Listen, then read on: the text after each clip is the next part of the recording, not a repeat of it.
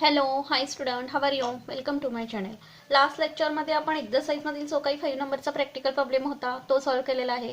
आजच्या व्हिडिओमध्ये आपण नेक्स्ट म्हणजे 6 नंबरचा जो काही प्रॅक्टिकल प्रॉब्लेम आहे तो सॉल्व्ह करणार आहोत. पण त्याही आधी अजूनही जर तुम्ही चॅनलला सबस्क्राईब केलं नसेल तर चॅनलबद्दल सबस्क्राईब करा. व्हिडिओ आवडला तर नक्की लाईक करा आणि जास्तीत जास्त विद्यार्थ्यांपर्यंत व्हिडिओ शेअर करा. So let's start. विद्यार्थ्यांनी फॉर्मॅट अगोदर प्रिपेअर करून घ्यायचा आहे. Journalize the following transaction in the books of Nina general stores. कोणाच्या बुकमध्ये जर्नल प्रिपेअर करायचे तर नीना जनरल स्टोअर्सच्या बुकमध्ये आपल्याला जर्नल प्रिपेअर करून घ्यायचं आहे. 2018 सप्टेंबर 1 ची ट्रान्झॅक्शन आपण बघूया. Sold goods of ₹50,000 at 10% trade discount. काय सांगितलेलं आहे तर 50,000 रुपीजचा माल आपण विकलेला आहे, पण कसा तर त्याच्यावरती 10% ट्रेड डिस्काउंट दिलेला आहे अँड 10% कॅश डिस्काउंट टू राज. म्हणजे माल कुणाला विकलेला असणार आहे आपण तर राजला माल विकलेला असणार आहे. बघा, कॅश डिस्काउंट 10% सांगितलेला आहे and received 50% by cheque and 20% by cash. माल विकलाय म्हणजे 50,000 रुपीज आपल्याला मिळायला पाहिजेत, बट 10% त्याच्यावरती ट्रेड डिस्काउंट दिलेला आहे त्यामुळे तेवढा लेस होईल. पैसे रिसीव्ह करत असताना 10% कॅश डिस्काउंट आपण राजला दिलेला आहे आणि राजकडून पैसे प्राप्त होत असताना त्यातली रक्कम मिळत असताना 50% रक्कम हे बाय चेकनी रिसीव्ह करणार आहोत आपण आणि 20% रक्कम बाय हँड म्हणजे इन कॅश मिळणार आहे. आता ट्रान्झॅक्शनची जर्नल एंट्री करण्याच्या अगोदर आपण जो काही कॅल्क्युलेशनचा जो काही पार्ट आहे तो आपण वर्किंग नोटमध्ये काढून घेणार आहोत. विद्यार्थ्यांनी सविस्तर लक्ष देऊन पूर्णपणे वर्किंग नोट काय करायचे लक्षात घ्यायचे आहे. बघा, फर्स्ट ट्रान्झॅक्शन आपण बघतो आहोत.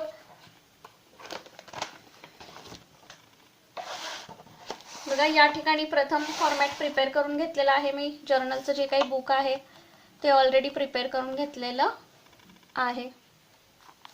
त्यानंतर फर्स्ट ट्रान्झॅक्शनची डेटची जी काही ट्रान्झॅक्शन आहे त्याची आपण वर्किंग नोट काढून घेणार आहोत. बघा, 1 सप्टेंबर 2018 माल किती रुपीजला विकलेला होता तर 50,000 रुपीजला विकलेला होता.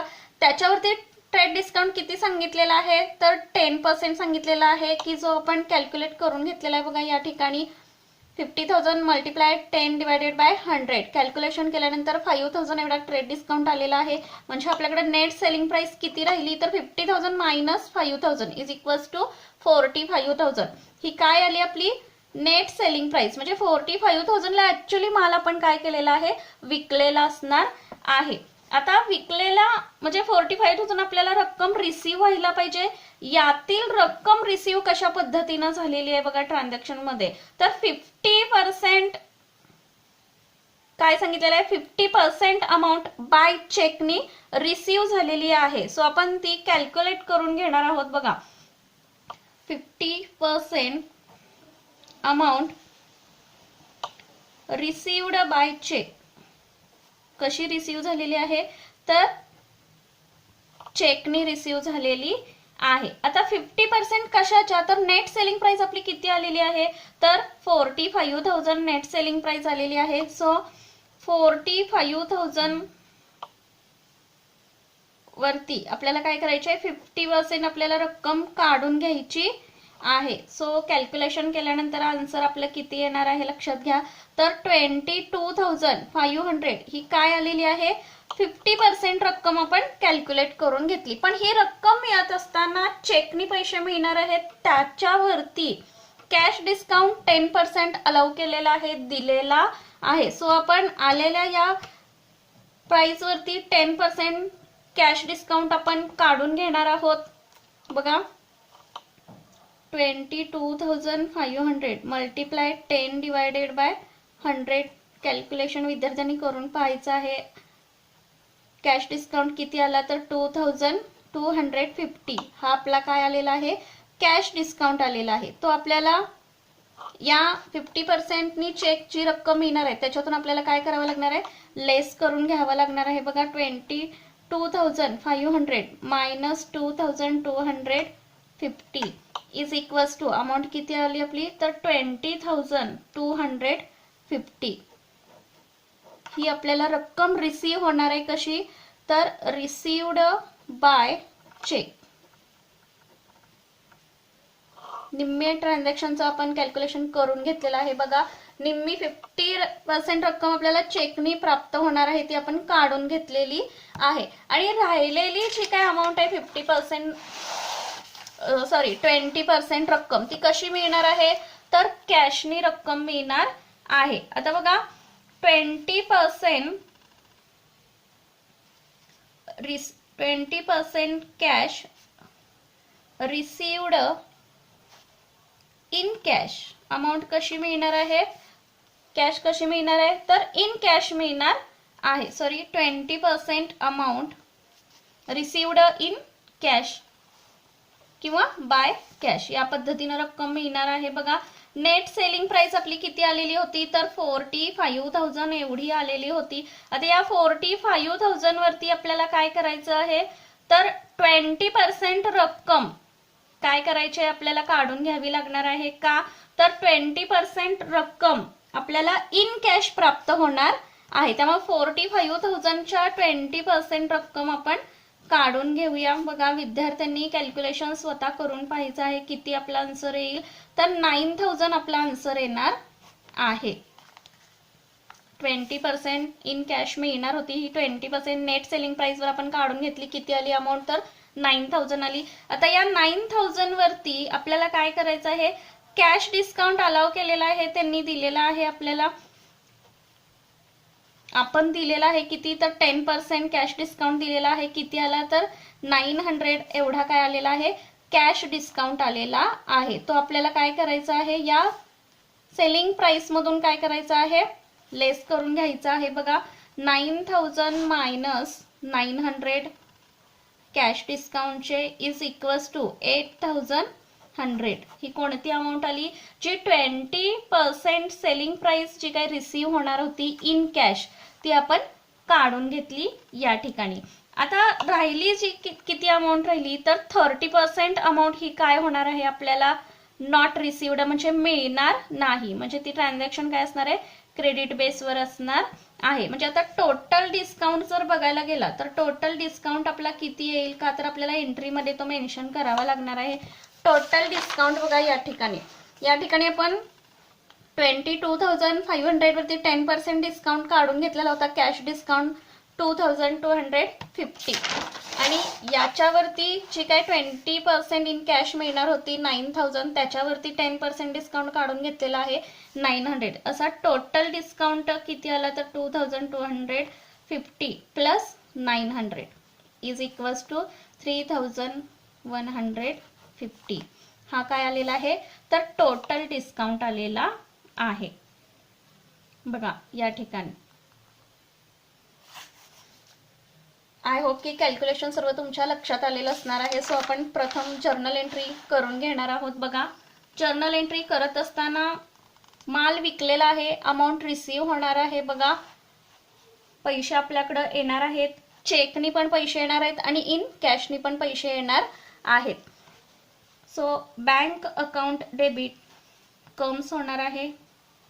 बँक अकाउंट डेबिट रोखीने देखील रक्कम मिळणार आहे. So cash account debit. Discount देखील आपण दिलेला आहे, discount account debit.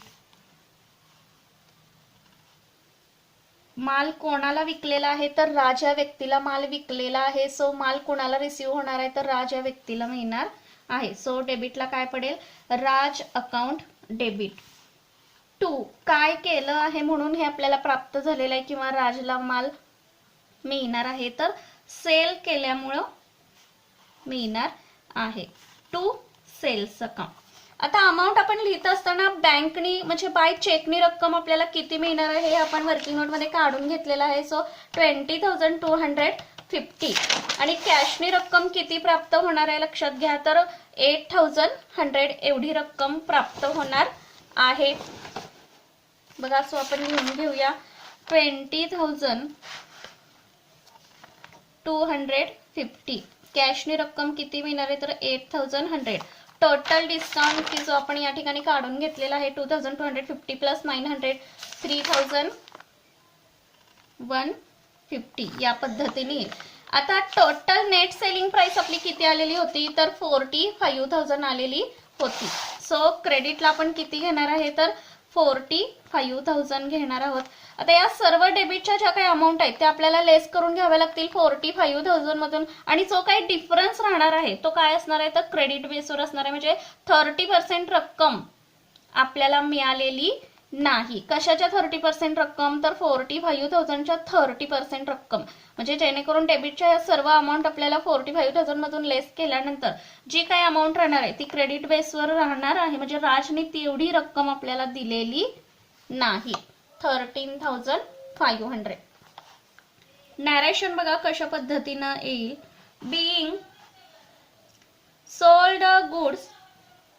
being sold goods at 10% trade discount and 10% cash discount, 50% amount and 20% amount received by check and in cash. बघा 50% रक्कम आपल्याला चेकनी पे होणार होती, मिळणार होती, रिसीव्ह होणार होती आणि 20% रक्कम इन कॅश प्राप्त होणार होती. आय होप ही एंट्री तुमच्या लक्षात आलेली असणार आहे. सेकंड ट्रान्झॅक्शन बघा काय सांगितलेली आहे. Bought goods worth ₹60,000 from Prashant at 7.5% trade discount and half amount paid by cash. माल खरेदी केलेला आहे 60,000 रुपयाचा. कोणाकडून तर प्रशांतकडून 60,000 रुपयाचा माल खरेदी केलेला आहे. पण कसा तर 7.5% त्याच्यावरती ट्रेड डिस्काउंट दिलेला आहे and half amount paid by cash. आणि त्यातली निम्मी रक्कम इन कॅशने पेड केलेली आहे. सो आपण प्रथम कॅल्क्युलेशन करून घेणार आहोत. बघा वर्किंग नोट त्याच्यासाठी काढून घेऊया. Working note second date 3 September 2018. बघा माल कितीचा खरेदी केलेला होता 60,000 रुपीजचा. त्याच्यावरती आपल्याला 7.5% काय सांगितलेलं आहे तर ट्रेड डिस्काउंट सांगितलेला आहे. सो कॅल्क्युलेशन केल्यानंतर अमाऊंट किती येईल ट्रेड डिस्काउंटची तर 4,500 एवढी येणार आहे. ती आपल्याला काय करून घ्यावी लागणार आहे. परचेस म्हणजे नेट परचेस प्राइस आपली किती आली तर 60,000 मायनस 4,500 अमाऊंट आपली येणार आहे फायनली 55,500. म्हणजे नेट परचेस प्राइस आपली किती येईल तर 55,500. बघा एंट्री आपण करून घेऊया. सेकंड एंट्री आपली होणार आहे परचेसेस अकाउंट. माल खरेदी केलेला आहे कोणाकडून तर प्रशांतकडून माल खरेदी केलेला आहे. To cash account. पैसे आपण कशा पद्धतीने दिलेले आहेत ते आपण आता कॅल्क्युलेट केलेलं आहे. निम्मी रक्कम आपण इन कॅश पेड केलेली आहे. टू माल कोणाकडून खरेदी केलेला आहे तर प्रशांतकडून खरेदी केलेला आहे. म्हणजे राहिलेली अमाऊंट ही क्रेडिटवर पडेल. बघा टोटल परचेस प्राइस आपल्याला आलेली आहे 55,500. इन कॅश रक्कम आपली किती येणार आहे 50% याच्या 27,750 आणि राहिलेली रक्कम ही क्रेडिट बेसवर राहील 27,750. नॅरेशन बघा कशा पद्धतीने येणार आहे.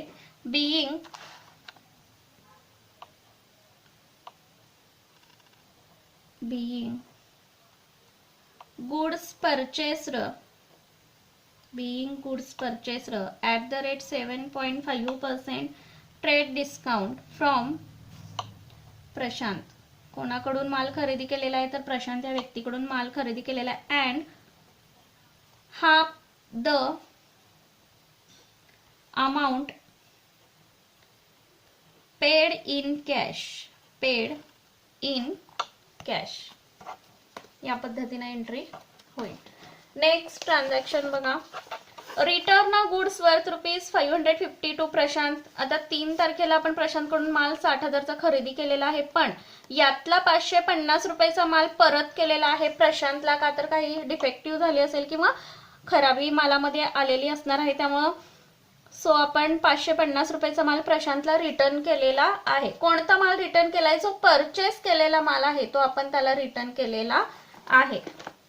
एंट्री आपली कशा पद्धतीने पास होईल बघा. माल रिटर्न केलाय, आपल्याकडून जाणार आहे, कोणाला मिळणार आहे? तर प्रशांतला माल मिळणार आहे. So Prashant account debit 550 to purchase return purchases returned account being the goods return to प्रशांतला माल परत केलेला आहे जो खरेदी केलेला होता. नेक्स्ट ट्रान्झॅक्शन बघा. Sold goods worth ₹90,000 to Ranveer on credit at 10% trade discount. रणवीरला माल विकलेला आहे ₹90,000, पण कसा? उधारीच्या बेसवर आणि 10% ट्रेड डिस्काउंट त्यांनी सांगितलेला आहे. किती डिस्काउंट सांगितलेला आहे? तर 10% डिस्काउंट सांगितलेला आहे. सो आपण डायरेक्टली एंट्री पास करणार आहोत आणि 90,000 वरती 10% डिस्काउंट आपला किती आला? तर 9,000 आला. तेवढा आपल्याला 90,000 मधून काय करून घ्यावं लागेल? तर लेस करून घ्यावं लागेल. सो आपण वर्किंग नोट न काढता डायरेक्टली जर्नल एंट्री पास करणार आहोत. जर्नल एंट्री लक्षात घ्या कशा पद्धतीने आपण करणार आहोत. माल विकलेला आहे कुणाला? तर रणवीरला माल विकलेला आहे उधारीच्या बेसवर बघा. Ranveer's account debit to sales account credit. माल टोटल विकलेला होता 90,000चा. 90,000 वरती 10% ट्रेड डिस्काउंट काढलेला आहे, तो 9,000 आलेला आहे. तो आपण लेस केल्यानंतर अमाऊंट आपली किती आली? तर 81,000 अमाऊंट येईल. Narration. Being sold goods to Ranveer on credit @10% trade discount. या पद्धतीनं येईल. नेक्स्ट ट्रान्झॅक्शन बघा. Received commission ₹4,500. कमिशन रिसीव्ह झालेला आहे, प्राप्त झालेला आहे किती? तर 4,500. आपल्याकडं रक्कम आलेली आहे. Commission is an income. पैसे आपल्याकडे आलेले आहेत, काय म्हणून आलेले आहेत? तर कमिशन म्हणून आलेले आहेत. To commission account credit.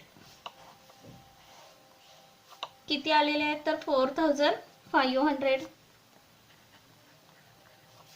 Narration.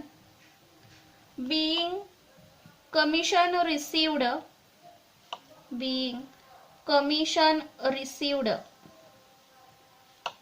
In cash. Next transaction बघा काय सांगितलेली आहे. Received a check of ₹80,000 from Ranveer in full settlement of his account. आता 7 डेटला आपण काय केलेलं आहे? रणवीरला माल विकलेला आहे कसा? तर उधारीवर माल विकलेला आहे 90,000 पण त्याच्यावरती 10% ट्रेड डिस्काउंट त्यांनी सांगितलेला आहे. किती काढला आपण? तर 9,000 एवढा आला. म्हणजे टोटल अमाऊंट रणवीर कडून किती यायला पाहिजे? तर 81,000 एवढी अमाऊंट आपल्याला मिळणं गरजेचं आहे. बट 15 डेटला रिसिव्ड चेक ऑफ ₹80,000. रणवीर कडून चेक प्राप्त झालेला आहे ₹80,000 and in full settlement of his account. आणि व्यवहार क्लोज केलेला आहे असं त्यांनी सांगितलेलं आहे. बट 81,000 येणं गरजेचं होतं रणवीर कडून, पण 80,000 रिसीव्ह झालेले आहेत. म्हणजे राहिलेला जो काही बॅलन्स आहे 1,000चा हा काय असणार आहे? तर डिस्काउंट असणार आहे. एंट्री आपण कशा पद्धतीने पास करतोय बघा. चेकनी पैसे रिसीव्ह होणार आहेत. सो डेबिटला काय पडेल? Bank account debit discount account debit to कोणाकडून? तर रणवीर कडून. Ranveer's account credit. Total amount आपल्याला येणं गरजेचं होतं 81,000 बट चेकनी पैसे त्यांनी किती पे केलेले आहेत आपल्याला, तर 80,000 पे केलेले आहेत. राहिलेला जो काही डिफरन्स आहे तो काय असणार आहे, तर डिस्काउंट असणार आहे. जर्नल एंट्री नॅरेशन बघा कशा पद्धतीने येईल. Being cheque received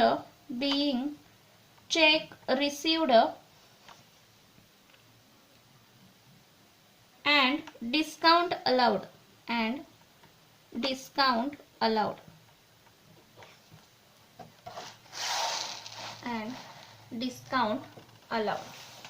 next transaction बघा काय सांगितलेली आहे. Purchase a computer worth ₹80,000 from Reliance company by cheque at 28% GST. Reliance कंपनीकडून 80,000 रुपीजचा कम्प्युटर परचेस केलेला आहे, खरेदी केलेला आहे आणि त्याच्यावरती 28% GST लागू केलेला आहे. सो आपण कॅल्क्युलेशन अगोदर करून घेणार आहोत आणि नंतर एंट्री करून घेऊया. बघा 18 डेटची GST आपल्याला काढून घ्यावा लागेल.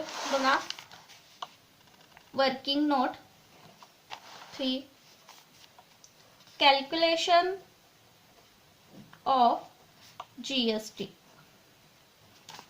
परचेस प्राइस किती होती, तर कम्प्युटरची परचेस प्राइस होती 80,000.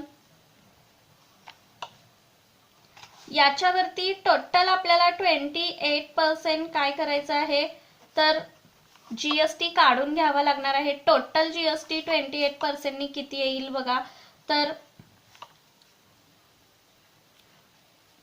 22,400 एवढा टोटल GST येणार आहे. या 22,400 ची निम्मी रक्कम म्हणजे इनपुट CGST असणार आहे 50% रक्कम आणि 50% रक्कम ही काय असणार आहे, इनपुट SGST असणार आहे. बघा टोटल प्राइस परचेस प्राइस किती सांगितलेले आहे, तर 80,000 सांगितलेलं आहे. GST त्यांनी टोटल 28% सांगितलेलं आहे. सो आपण टोटल GST जो काय आहे तो आपण कॅल्क्युलेट करून घेतलेला आहे. बघा 22,400 एवढा आलेला आहे. या 22,400 मधील निम्मी रक्कम म्हणजेच 50% रक्कम ही काय असणार आहे, इनपुट CGST असणार आहे आणि 50% अमाऊंट ही काय असणार आहे, इनपुट SGST असणार आहे. सो आपण डायरेक्टली कॅल्क्युलेशन केलेलं आहे की 22,400 ची 50% रक्कम, किंवा अदरवाइज तुम्ही या पद्धतीने देखील कॅल्क्युलेट करू शकता की 28% चे निम्मी म्हणजे 14% आपल्याला कॅल्क्युलेशन करून घेतलं तरी चालू शकतं. बघा CGST आपला किती येणार आहे, तर 11,200 एवढाच येईल. नेक्स्ट SGST बघा 80,000 multiply 40% divided by 100 is equals to 11,200. या पद्धतीने आपला आन्सर येईल. या पद्धतीने देखील तुम्ही करू शकता. एंट्री आपण कशा पद्धतीने पास करणार आहोत बघा. 18 डेट सांगितलेली आहे. बघा एंट्री आपण पास करणार आहे. कम्प्युटर परचेस केलेला आहे. सो डेबिटला काय पडेल, तर कम्प्युटर अकाउंट डेबिट